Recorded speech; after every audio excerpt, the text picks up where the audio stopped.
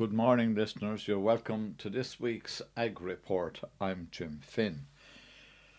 My guests this week are Michael Carey from the Inch Players, Noel Barden, who is a news correspondent with the Irish Farmers Journal, and my final guests will be Breed Ryan Burke and Breed Hurley from the Mid Tipperary Hillwalkers, and they will be discussing with me a charity weekend that's coming up shortly. My first guest this morning is Leonard Betts from Teagasc, and Leonard is currently working out of the Thurles office. Good morning, Leonard, and thanks very much for joining us. Morning, Jim. Leonard, you're going to give us some advice on the use of chemical fertilizers. So, what is the current situation with chemical fertilizer for the farmer? Well, I suppose, Jim, normally this time of year where farmers might be about to consider applying fertilizer would already be out, but it was not this year. This year, obviously, to date has been horrendous. But you'd be saying to a farmer, there's nothing stopping you ordering it and having it ready to go. I suppose the important thing when applying fertilizer is looking at the rate of application per acre and the ground conditions, which obviously haven't been good, and the expected forecast and the soil temperatures at the time of application. So basically, are you going to get a good response to the applied fertilizer?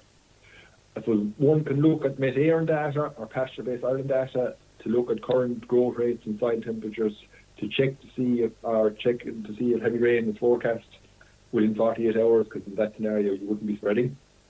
So I suppose assuming conditions are suitable for spreading, the rate per acre and the type of product used are very important. I suppose the thing to remember, is the grass plant only has a limited capability to absorb nitrogen. Applying higher rates will not increase grass growth, but the grass plant hasn't the capacity to use all this nitrogen if above basic requirements. So this time of year, day length and temperature are the big drivers of grass growth. So one will naturally get a reduced response to applied nitrogen in spring versus the month of May, for example, when days are longer and temperatures are higher. So if a farmer is spreading, he knows that the response will be reduced, but he's still getting an economic response to spring application of fertilizer, and that's why he's going to go out. And so the typical response from research level is showing roughly 14 kilos of grass dry matter per kilo of nitrogen applied. So it's recommended to maybe apply roughly maybe half a bag of urea, roughly 20 to 23 units of nitrogen per acre for the first application. Farmers that apply higher rates, and some do, won't grow extra grass. So the surplus nitrogen is lost, which is the cost of the farmer's pocket and the cost of the environment. Water quality, I suppose, with the irrigation status is of fierce importance, so we need to watch water quality. I suppose farmers have to be judicious with the use of fertilizer, because to be conscious of their annual allowances and getting the full value of the applied nitrogen, and not realise next August that there's no chemical nitrogen allowance left over because they over-applied earlier on in the year and basically wasted fertilizer. So if one was to apply at around 20 units per acre, which is 25 kilos of nitrogen per hectare, and gets this 14 kilos dry matter response, that'll grow you about 350 kilos of dry matter, which equates to roughly a bale and a half of silage, which has a value of somewhere around 60 or 70 euro.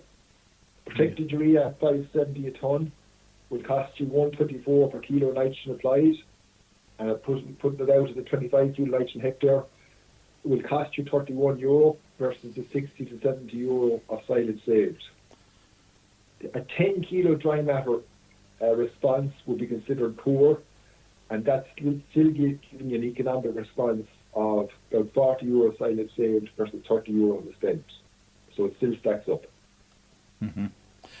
And Leonard, the figures that you have given there so far in this interview, are you basing them on the fact that there is enough of lime spread on that farm to get those type of results? 100%, Jim. So the soil fertility of the farm and obviously new swards versus old swards all going to affect on that. So obviously a reduced response in poor soil fertility farms or fields. So that's a long-term strategy for farmers to try and fix that.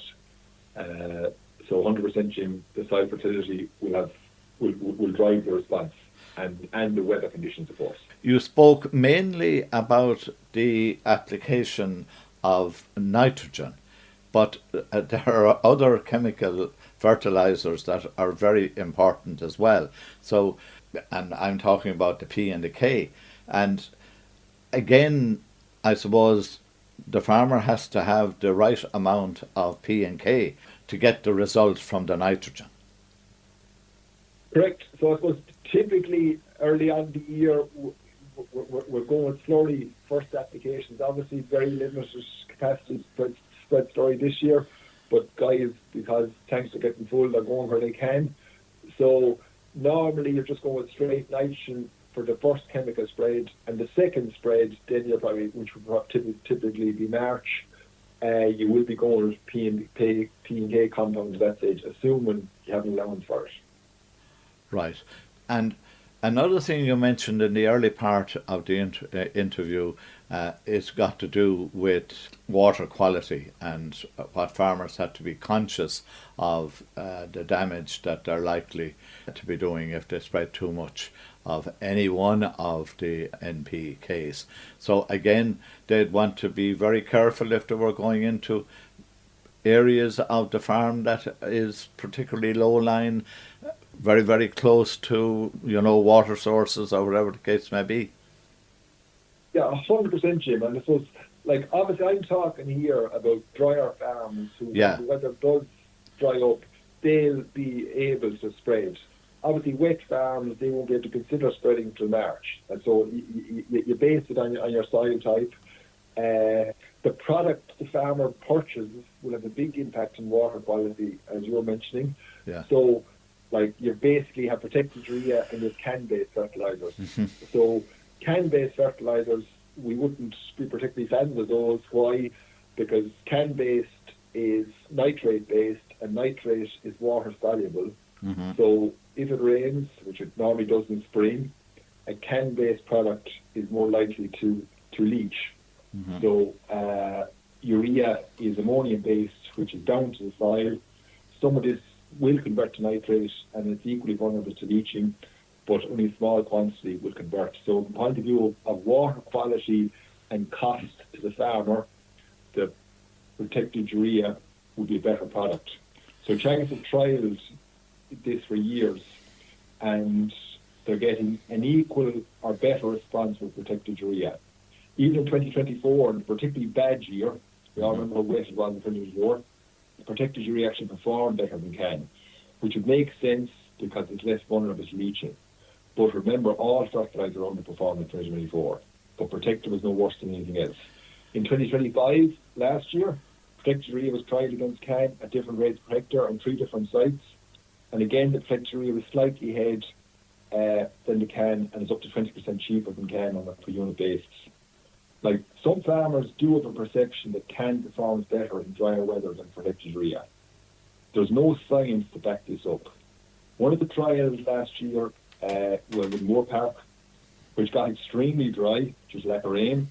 Again, the protected urea performed equally as well or better than the protected urea, or better than the can. Yeah. So farmers have nothing to fear regarding use protected urea. And the important point, all fertilizer and nitrogen will have an impaired performance in drier weather. So farmers must realise that the limiting factor for grass growth is lack of moisture and not lack of nutrient. So the spreading date as opposed to the product will have a bigger effect on the response one is going to get. Is the farmer spreading 10 to 14 days into the drought, or is he spreading 4 or 5 days into the drought? Obviously, the earlier spread, you're going to get a better response because you have more grass on the farm and grass grows grass. Okay, and just one last question to you on the chemical fertilizer. The farmer must then, and I know you mentioned briefly at the beginning as well, their fertilizer register, they'd want to be looking at that constantly throughout the year to make certain sure that they don't overspread and get. Yeah, 100%. Jim. So obviously with the limits there, to watch those, and this is back to the rate breaker.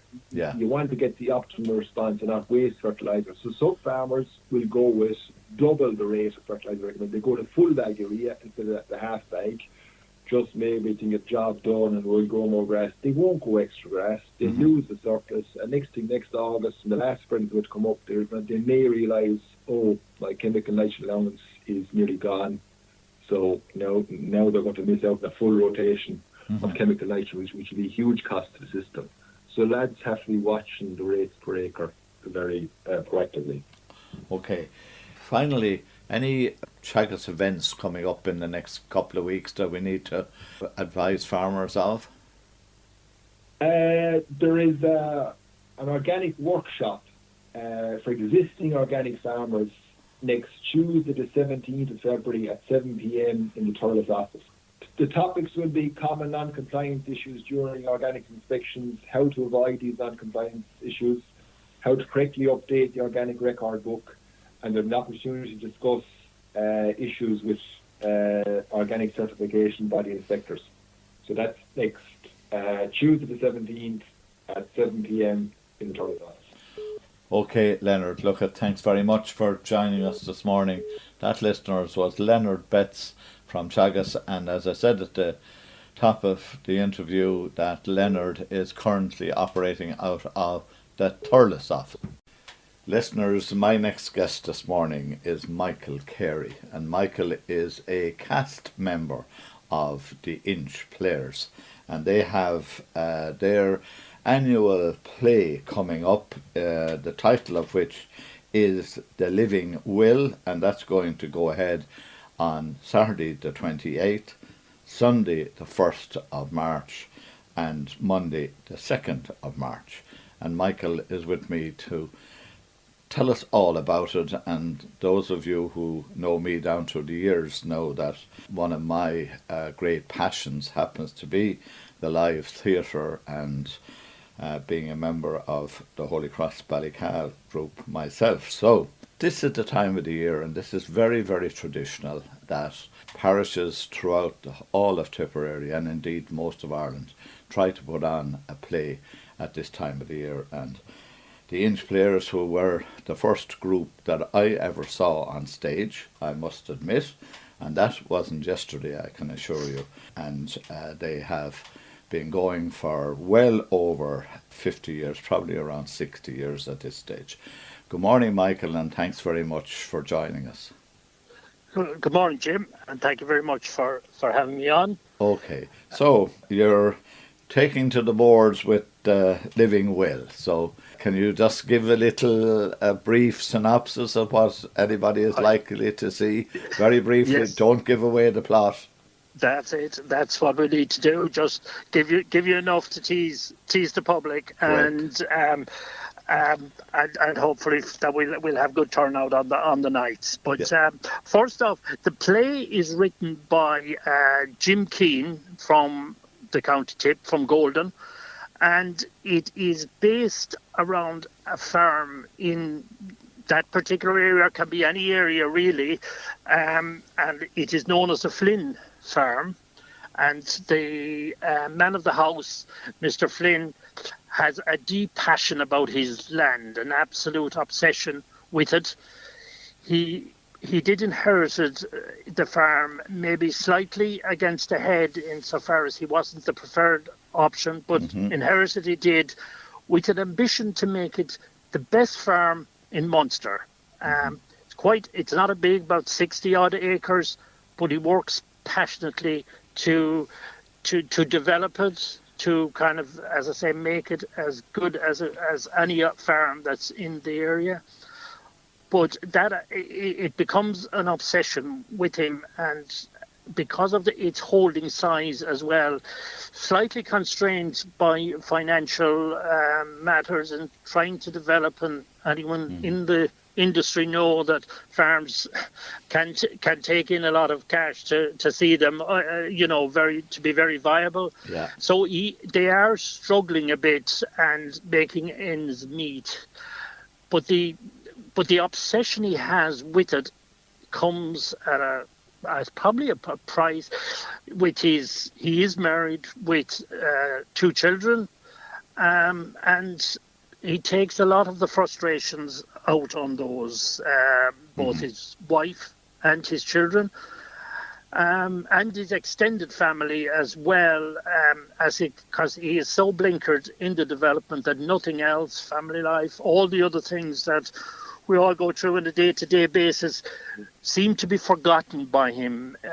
Quite a tough man, and so it transpires in all of that, and probably driven by, as I say, driven by an obsession to make it the best, but also would be quite greedy. Nothing else, as I say, seems to matter.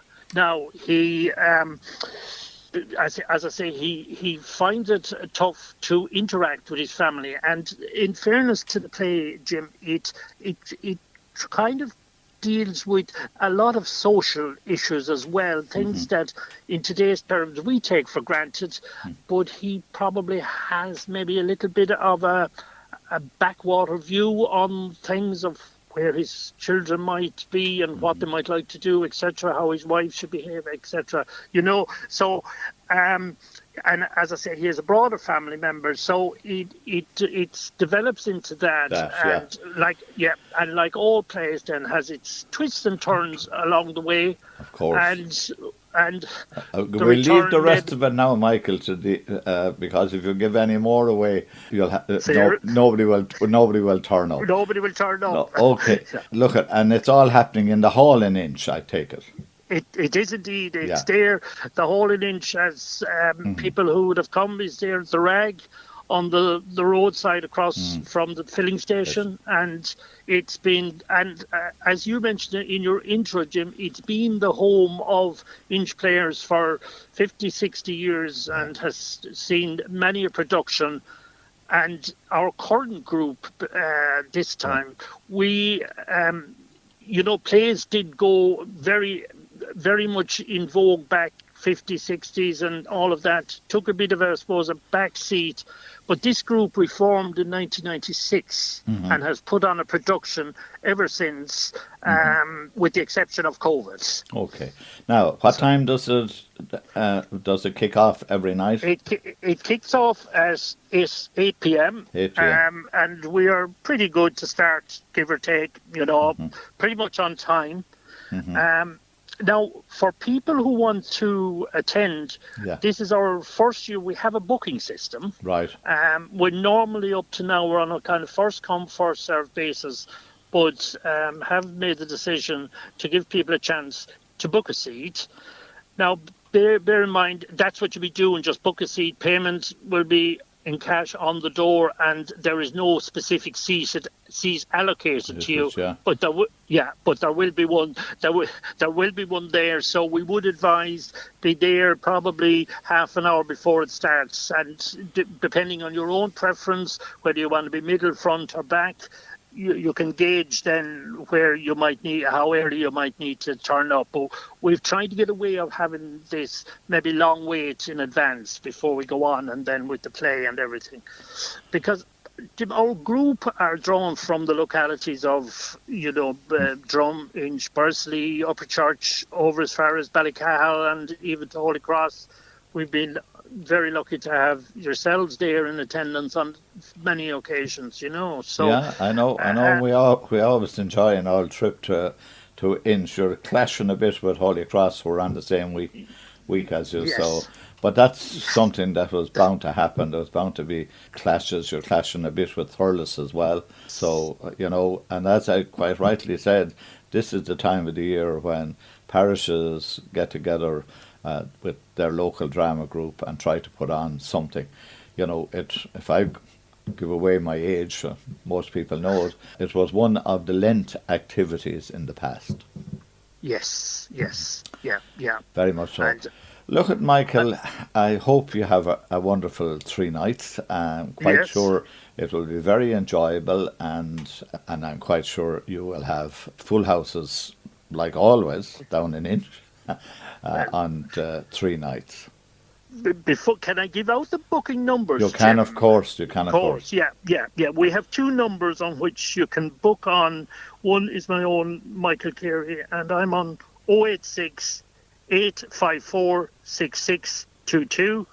And the other number is Bridget Burke on 087 625 5427. And we take bookings between 6 and 8 in the evening. So anyone that will be on our various advertising literature, and so we welcome bookings and encourage them that at least when you know there's a spot there for you, you know. Okay, well, look at Michael. Again, thanks ever so much for joining us this morning. That, listeners, was Michael Carey, who is a cast member of the Inch Drama Group, and they are putting on The Loving Will on the 28th, the 1st and 2nd of March. And if you want some real good live theatre, why not turn up on one of those nights? And Michael told you how you can pre-book a ticket. Listeners, my next guest this morning is Noel Barden from the Irish Farmers Journal. And Noel has a few very interesting articles on this week's journal. And maybe after this interview, if you haven't got all the information, which you probably won't because it will be in depth in the journal, you might be in the mood to go out and buy this week's journal. Good morning, Noel, and thanks very much for joining us. Thanks for having me on. Yeah, now, Noel, let's start off with the emissions because that's something that's on the mind of every farmer. Emissions, we've been listening to them for the last number of years, and I suppose it's a good news story.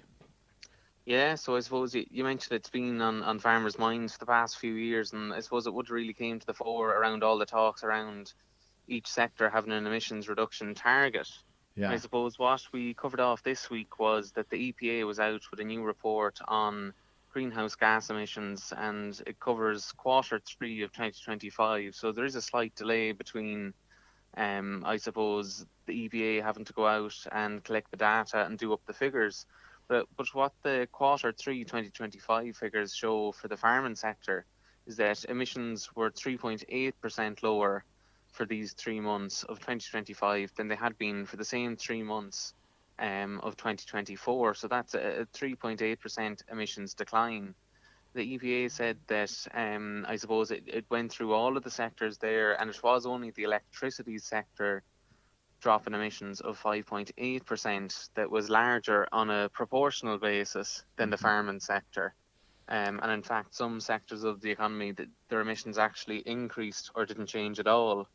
But I suppose then that's kind of the percentage reduction. But if we look in overall volumes of greenhouse gases, it was the farming sector that reduced by the most, I suppose, tons of CO2 equivalents, which is the metric that they use to, I suppose, count for different types of greenhouse gases. So the farming sector's emissions over these 3 months reduced by 180,000 tons of CO2 equivalents. And I suppose to put that in context, the sector with the next largest increase was electricity. That still only had a reduction of 90,000 tons. So I suppose that the question might come up, are farmers pulling their weight? I suppose when you set those figures against each other, it looks very much like they have. Now, the EPA's report, it does go into kind of the reasons why farm emissions did reduce over Q3 of 2025. And I suppose what it said is that there's two factors that were really driving that decline. The first of them would be a decline in cattle numbers. So it said that dairy cow numbers were back 1.4% when compared with the same months a year before. And other cattle numbers were down 3.9%. And so I suppose that the reduction in cattle numbers is one of those drivers. And another one would be a 23% fall in total fertilizer sales over those months. The other thing feeding into it would be, and there'd be an awful lot of protected urea used as well. Yeah, I suppose there's a lot of technologies that are being rolled out in farms, or just different ways of doing things And I suppose all of these will have an impact, and they are accounted for in the figures. They don't have figures in that report on year as how we looked from third quarter for the whole 4 quarters. No. No, so there is a bit of a lag where the Yeah. EPA has to go Yeah. out and get all of the numbers. For example, the cattle numbers. There's a delay in any kind of reporting. So I suppose the EPA is working off other people's figures for the likes of cattle numbers, fertilizer sales, all that Of sort of course. stuff. Yeah. Yeah. So I suppose it'll probably be another 3 months before we do get the full year's picture. Okay. Staying with that, then, you know, how much then has there been a decrease in transport? Transport, I'm just having a look through here. These figures, there was a lot of figures in this. Yeah, so transport, I see this sector here now, and just looking at the sectoral breakdown, Yeah. transport emissions was up by 0.1% over those 3 months in quarter three 2025 compared with quarter three 2024. And if we look across other sectors of the economy that wouldn't be factored into the main sectors as such. So wouldn't be looking at industry, it wouldn't be looking at transport or Okay. electricity. So as these other sectors of the economy, the smaller sectors, they grew by 5.2%. And again, the figure there that we had for agriculture was that it was down 3.8%. So I suppose farmers really, I suppose they are showing up in these figures that they are, I Yeah. suppose, the They're doing overall decline. yeah, they're doing their bit, as you said. It just shows that the farmers are definitely doing their bit to reduce their emissions. So, when you're turning around, you look at transport, which was another big one because we rely so much on fuel, fossil fuels in particular, to drive transport. It's interesting that they're up rather than down.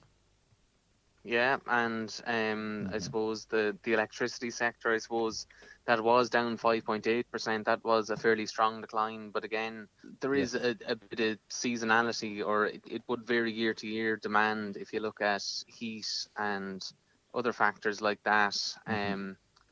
Okay, moving on to your other article. Thanks for the information and some of the breakdown on the emissions. But moving on then to, you have a piece called "The Watchdog Sounds the Alarm on the Next Cap." So, what's the situation there? Yeah, so this was another report that was out this week. This one came from Brussels from a body called the European Court of Auditors. Auditors. Yeah, so I suppose that's a body that's responsible for keeping track of the spending of EU funds, and as well as that, it does have different papers, I suppose, to keep EU policymakers informed of, I suppose, the impact of different policy changes. And what they looked at in the report that was released this week was the European Commission's plans for the post 2027 cap. And I suppose, in short, the auditors, when they looked at those proposals, they weren't overly impressed. Now, a word that came up a lot in it is risk, and it said that the way that these proposals are structured and the extent of the changes that are contained in them, that there is a lot of risk there for the farm sector. And I suppose it did try to put some kind of an impact on what the changes could mean for farm level. And of course, it'll affect different categories of farmers differently, but I suppose it said that the changes are so radical and that there's so much leeway with what is proposed that they can't really say accurately at this time what impact it will have at farm level. And I suppose such are the extent of the changes that they couldn't even say give a simple comparison of what kind of funding has been proposed for the post 2027 cap compared with what's there now. I suppose there's so much that's still up in the air, so many changes that are there. I suppose something that it did welcome was the Commission's, I suppose, commitment that it's going to differentiate payments to farmers who are most in need. It said that does identify an issue with the cap. It does look to address it, but at the same time, it said we still don't know what these payment rates are, or what the impact of, I suppose, taking money off maybe one group of farmers to give to another farmers, what impact that will have on the wider sector. So I suppose they are radical changes. We are kind of looking at a reduction in ring-fenced funding of about 20%. There's other funding sources there that can be drawn upon to, I suppose, backfill that 20%. But again, risk was the word that came up in this regard, that there's so much being left to individual member states, and there's so much that could go different, that you really can't say at this point how it will all pan out. Yeah, and it's interesting there that you should say each member state, because they're giving more flexibility to member states. And of course, we don't know how a member state will interpret what the next cap has for their farmers. They'll all do it differently. So that doesn't argue well. So you mentioned that. But they also flagged the inequality, which I think is interesting. Yeah, and I suppose it kind of does tie into the point you were just making there about there's a certain amount of interpretation there for different countries as to how they want to roll it out. And a word that I kind of mentioned a couple of times that cropped up time and time again in the report was risk. And one of those risks that it identified was that I suppose this level of flexibility for different countries to decide themselves, it could create an unlevel playing field, whereby one country may take, I suppose, a very wide view of a certain funding source or around designing certain schemes, whereas other member states, they might take a very narrow view. And I suppose when we look at what's there, what could that mean in reality? It could mean that in reality, farmers in one country could be offered fairly attractive headage payments that would help, I suppose, support their livestock sectors. But again, if you live in one of the member states where this isn't offered, you're essentially at a competitive disadvantage. And it is a single market, as we all know. So that will impact the product price and everything else, and I suppose margins between different countries and financial viability. Yeah, very interesting. Look, for this morning we'll leave it there. I'm quite sure we'll be going back maybe to both of these subjects sometime later in 2026. But Noel, thanks very much for joining us this morning. Thanks for having me on. That, listeners, was Noel Barden, who is the news correspondent with the Irish Farmer Journal. And if you want to know more, why not go out and buy the journal? Listeners, my next guests are two members of the Mid-Tipperary Hillwalkers group, and they have their spring challenge coming up in April, and they're with me to talk about where they're going and to give anybody who would like to go away for a weekend up north, as it so happens on this occasion, an opportunity to book with them for this wonderful challenge. And of course, the money raised on challenges by the Mid-Tips all go to local charities, so that's very important as well. So with me I have Bríd Ryan Burke and I have Bríd Hurley, and they're going to tell us all about it. So I'll kick off with you, Bríd Ryan. So tell me a little bit about this. Well, Jim, this is the 54th Charity Challenge weekend. And as you said, yes, it's on April the 17th, 18th and 19th, going up to Ravensdale in County Louth. And we'll stay in the Carricksdale Hotel. There's a selection of walks, Jim, on the Saturday. We meet on the Friday night, and there's a meeting where all the leaders will discuss their walks, set out how long their walk is, how challenging their walk is, and people sign up with the leader and to say, well, I'm going to go with you on Saturday, and then enjoy a day of walking on the Saturday. We have a meal then on the Saturday evening, a gala meal, and then on Sunday, Tina Burke and myself, we do a ramble just to stretch the legs before people return home after having, please God, a lovely weekend out walking in the Coolies. Right, and I come to you, Bríd Hurley. You know, how long ago is it since you were last north rather than... It's 3 years ago since we were up there last. Okay. And the Carrickdale is a very nice hotel. It has leisure facilities, swimming pool. So even if you don't take part in the walks, there's lots to do there. And it's always a very, very enjoyable weekend. The first walk, the most difficult, challenging one, is the Cooley Mountains Peaks. Then the next one is a circuit among the renowned western peaks of the Moore Mountains. Then there's a low-level ramble in the uplands above Carrickdale. That's Carlingford. That is Carlingford. That is moderate 4 hours, and then there's an ascent of the fabled Slieve Gullion. And the last walk is a guided walk along the Carlingford Greenway, and that is an easy walk. So most people would be able to do that walk. Right. Okay. So, and then talking about the charities and the work that you have done, with previous walks and the kind of charities that you give this money to. And of course, I should know it myself. I did a fair few of these walks in the past. Yeah. Well, sure, Jim, they're all local charities, really, to be honest. When we started, we did phenomenal work years ago with the late Michael Sutton, and then we started back up again, and again, locally, I suppose we've Shorehaven. We would have had the Thurles Lions Club, Cashel Lions Club. Then the daycare centres. We've done a lot of the daycare centres in our own local area. The Vincent de Paul in Upperchurch, Vincent de Paul in Thurles, Embrace Farm Gym. At the moment, for this particular weekend, our two charities is Milford Hospice and also Enable Ireland. And as I said, I don't think there's a family that hasn't been touched with the hospice, and to say the great work that they do, particularly for people coming towards the end of life, the palliative care and whatever. So we hope to raise a good bit of money, Jim, and built into the weekend away, for a person to go, it's €245.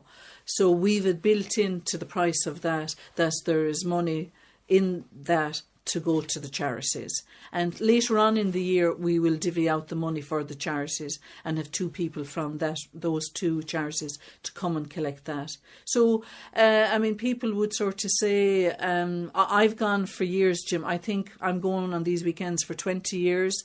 It's a fabulous weekend.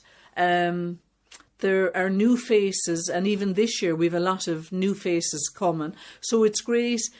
The people that lead, they know the mountains so well, and they're used to leading and guiding people around. So when you're on a walk, now not that you're going to be minded, you will have to have a reasonable level of fitness to be on the walking weekend. But in saying that, the last walk that Breed mentioned there was the Carlingford Greenway. It was an easy.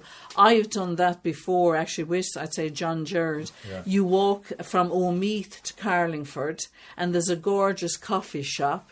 And we went in there for a while, and then we walked back. It was the nicest 3.5 hours you could spend, and the day was good. We'd great views, and Carlingford is a lovely area, and the hotel is a lovely area. Yeah. But they've been fabulous weekends, Jim. And you meet. It's last time when we were away, we were down in Killarney, and a gentleman I hadn't seen for ages, he came sort of in as the meeting was on, explaining with the leaders, and he said afterwards there was such a buzz, people that hadn't said, God, how are you, haven't seen you in a while, how are the fitness, asking how are the knees and how are the legs or whatever, but it's people connecting and meeting on the challenges and just enjoying the outdoor life and the walks. And of course you mentioned Enable Ireland, and of course they're now inside in Thurles. Yes. And they have a facility in Thurles, and they're doing wonderful work, and they are two very, very good charities that you are walking for. Yeah. Definitely.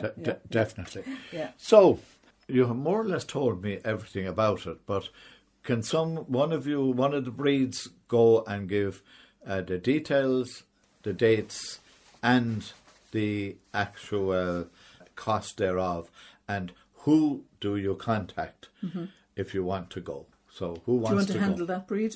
Yeah. Okay, Breed. The easiest way to contact us is by email. If you send us an email, autumnspringchallenge@gmail.com, or if you contact either myself, Breed Hurley and Breed Ryan Burke and Tina Burke, they will give you details as well if you know either of us. But really the email address, autumnspringchallenge@gmail.com. There's details also up on John G. O'Dwyer's Facebook page. Okay. And he has all the details. Like, it is really a great weekend. It costs €245 and we take a deposit. And you don't have to even know anybody that's going on the weekend. If there's two people that are friends, they can come up. The people that go on this weekend are very friendly. Everybody's very inclusive. On the Friday evening, we meet. As Breed said, the walks are explained and you have a cup of coffee and everybody mingles. And we have raised over 43,000 in the last 4 years for local charities. And it is a very painless way of donating money to charity, because you enjoy yourself and you don't feel that you're really any hardship in giving it. Okay, and what you are booking is the walks and 2 nights bed and breakfast and 1 dinner in the Raisindale. Yes, in the Carricksdale Hotel Carricksdale. in Ravensdale. In Carrickdale Yeah. Hotel In Ravensdale. Yeah. Just on the border. And it's the 17th and the 18th and the 19th of April, just to recap. Yeah. Okay, well, ladies, thanks very much. Thank you, Jim. And we wish you a very... Yeah, they're great weekends, Jim. Yeah. I wish you a wonderful weekend walking up in County Louth, and I can vouch that these weekends are as good as the girls have said, because down through the years I have been on many of them. Unfortunately, Father Time has caught up with me, and I suppose it catches up with us all, but I've been on an awful lot of these weekends, and I must say every single one of them has been a joy, and you come home really feeling good after having a good walk for good causes. Also, before I sign off this morning, I would like to congratulate Adam Woods for being appointed the new editor of the Irish Farmers Journal. That, listeners, is Ag Report for this week. I hope you enjoyed the show and that you'll join me at the same time next week. Coming up next is the news at 10 o'clock, and after that, Eamon Dwyer presents Down Your Way.